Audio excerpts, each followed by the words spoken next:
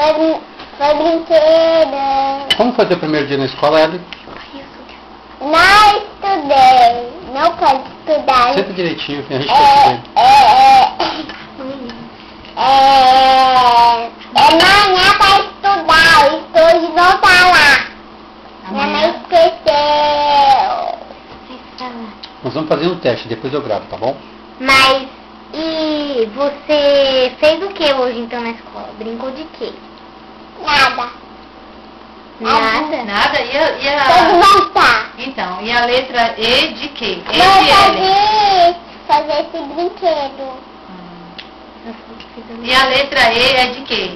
E de L. M de mamãe. Foi isso? K de mamãe. E de mamãe. E E de papai. P de papai, você falou pra mim. E o P era de papai. É Q. De papai.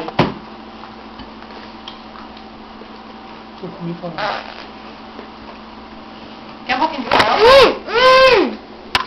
Que aqui.